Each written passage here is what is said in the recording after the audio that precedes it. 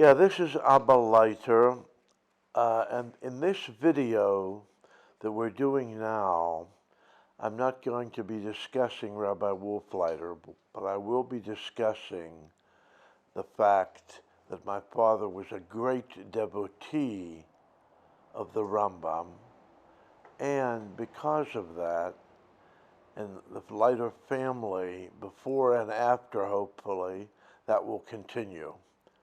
I'd like to do some aleph bays on the Rambam. Everybody likes to talk to him about the Rambam and his philosophy and etc. One of the major mistakes that people should avoid is assuming that the Rambam was an Aristotelian. A lot of times you will hear people saying the Rambam was an Aristotelian. That is incorrect, and I would venture to say almost totally incorrect. The Rambam did admire Aristotle and mentions that in several places. However, there were three major areas where he disagreed or took a completely different position than that of Aristotle. Regarding creation, creatio ex nihilo, in other words, God is the Borei Olam, and he brings the world into being out of nothing. That is the view of the Torah. That is, of course, the view of the Rambam, but that's not the view of Aristotle. Okay? Regarding prophecy, all you have to do is just keep pushing the envelope and going higher and higher and higher, and you're going to break through and you'll get to that level of prophecy. Okay? And then there's a third topic, which is providence, hashgacha pratis. We believe in hashgacha pratis, and the Rambam doesn't quite, the Aristotle does not quite accept that idea. The Rambam has a different way of how it works. It works primarily best on people who have a tremendous, level of understanding and knowledge, etc., and commitment to the Rabbeinu Shalom, to God, you see, in terms of obedience, in terms of their understanding of God's ways, etc.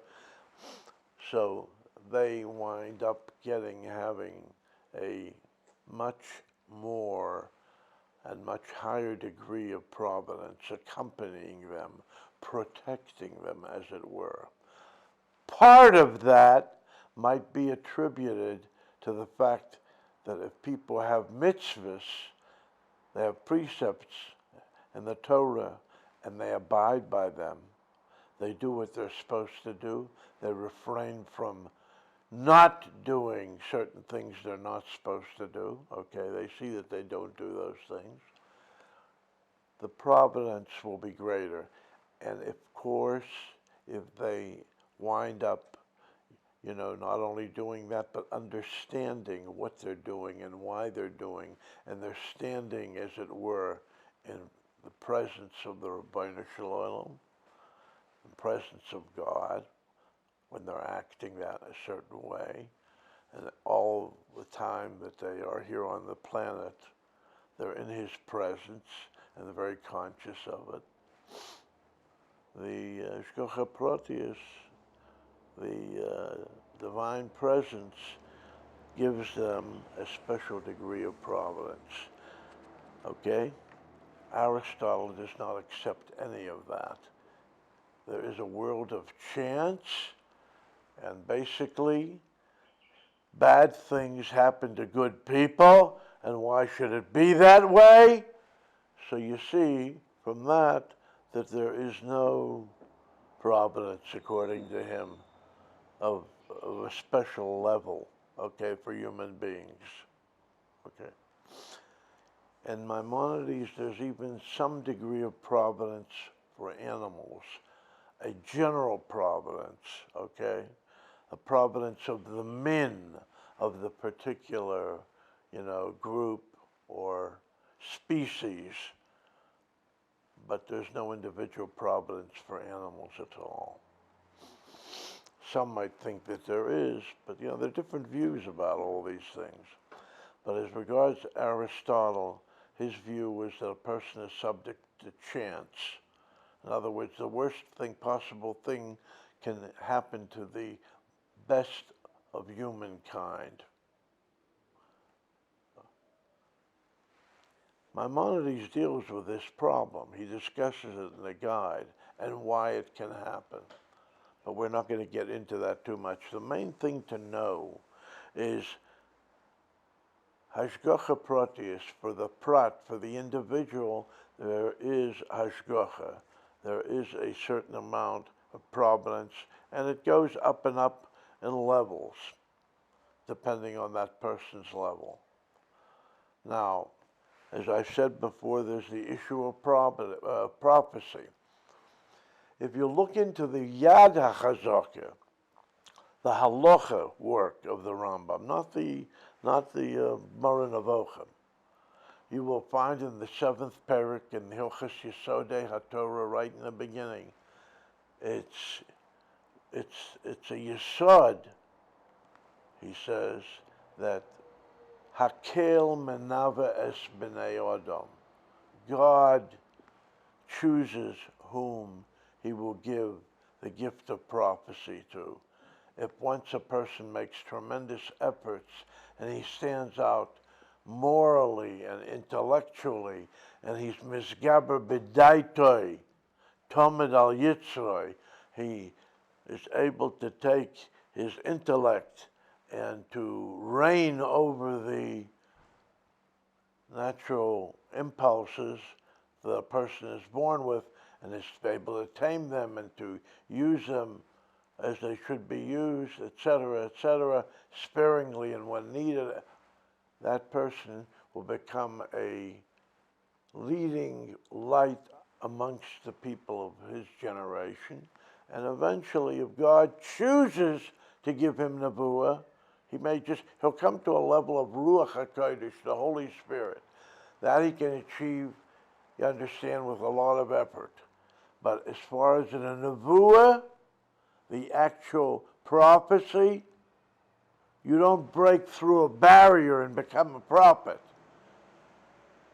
That is God's decision whether this person should be given a prophecy, that he should reveal God's will and directions to the people.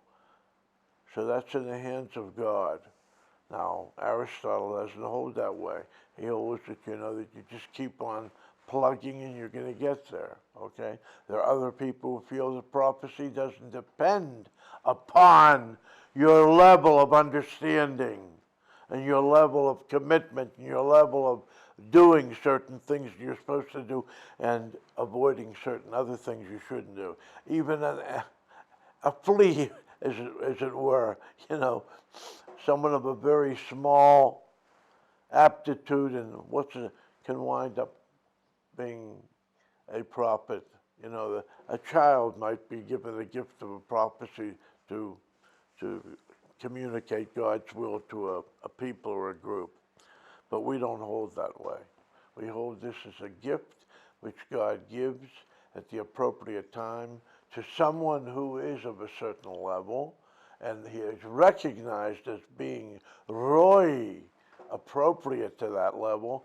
So when he comes, we are obligated to listen to that person, okay? That's in brief. This is Aleph Beis.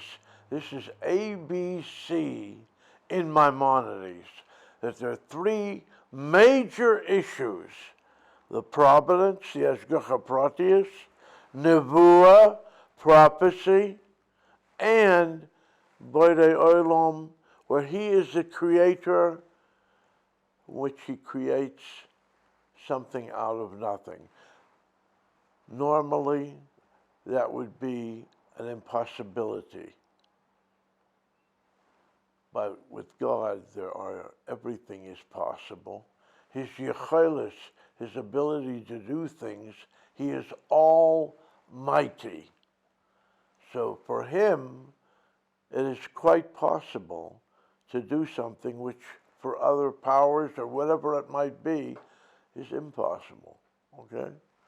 All of these three important cornerstones of religion, etc., are dealt with at length in the Guide of the Perplexed, at length. And they're also discussed throughout some of his other works, but they are absolutely a tremendous hadgasha, emphasis, a huge emphasis on these issues that people should know the difference. God is not a body, okay, that's also very important too. That comes into play there, God the Creator. But everyone who tells you that Maimonides is an Aristotelian is making a grave error, because it winds up, if you pursue it further, into going further and further away from the Jewish idea about God or about providence or about prophecy, all three of which are very, very super important issues.